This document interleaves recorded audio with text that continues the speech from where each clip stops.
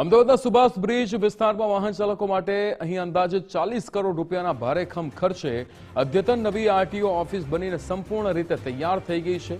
આ નવી કચેરીમાં અત્યાધુનિક ટેકનોલોજી આધારિત ડ્રાઇવિંગ ટેસ્ટ ટ્રેક બનાવવામાં આવ્યા છે, જેમાં 3 નવા ઓટોમેટિક ટેસ્ટિંગ ટ્રેકમાં નો સમાવેશ થાય છે।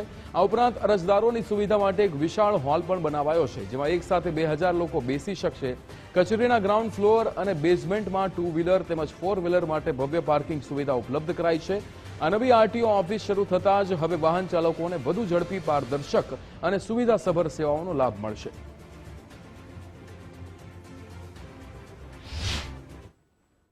અમદાવાદ સુભાષ બ્રિજ ખાતે નવી આરટીઓ ઓફિસ જે છે તૈયાર કરી દેવામાં આવે છે અને ટૂંક સમયમાં તેનું લોકાર્પણ કરવામાં આવશે।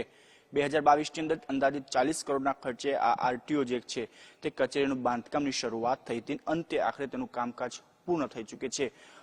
જે પ્રકારે હાલ દ્રશ્યો જોઈ શકાય છે કે અત્યંત આધુનિક ટેકનોલોજી સાથેનું આ જે છે એ આરટીઓ બનાવવામાં આવ્યું છે, જેમાં ખાસ કરીને ડ્રાઇવિંગ ટ્રેક હોય કે પછી અલગ અલગ જે સુવિધા હોય એ તમામ પ્રકારની સુવિધાઓ જે છે આની અંદર ઊભી કરવામાં આવી છે। ખાસ કરીને જો આ વાત કરવામાં આવે તો આ આરટીઓની અંદર એક સાથે 2000થી પણ વધારે લોકો બેસી શકે તેવી સુવિધા ઊભી કરવામાં આવી છે। સાથે સાથે અલગ અલગ વિભાગના અલગ અલગ કાઉન્ટર તૈયાર કરવામાં આવે છે, એમાં ખાસ કરીને ટેસ્ટ ટોકનની વાત હોય કે પછી રિઝલ્ટની વાત હોય કે લાયસન્સની વાત હોય કે પછી પરમિશનની વાત હોય, તમામ જે ટેબલ છે તમામ અલગ અલગ ટેબલ બનાવવામાં છે। અંદાજિત 50 જેટલા ટેબલો જે છે એ આની અંદર તૈયાર કરવામાં આવ્યા છે। સાથે સાથે જમીન ઉપર જ જે ફ્લોર પાર્કિંગ છે તૈયાર કરવામાં આવ્યું છે, જેની અંદર 161 જેટલા 2 વ્હીલર, 50 જેટલા 4 વ્હીલર અને ખાસ કરીને બેઝમેન્ટની વાત કરવામાં તો બેઝમેન્ટની અંદર પણ 300 થી વધારે 2 વ્હીલર અને 130 જેટલા 4 વ્હીલર પાર્ક કરી શકાય તે પ્રકારનું પાર્કિંગ છે કરવામાં આવ્યું છે। સાથે સાથે 3 અદ્યતન આધુનિક ઓટોમેટિક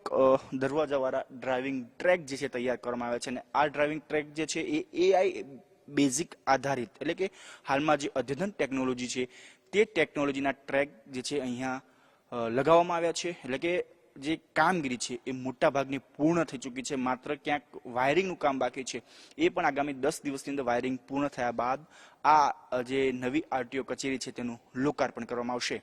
કેમેરામેન વિજય પરમાર સાથે રાહુલ ત્રિવેદી, ગુજરાત ફર્સ્ટ, અમદાવાદ।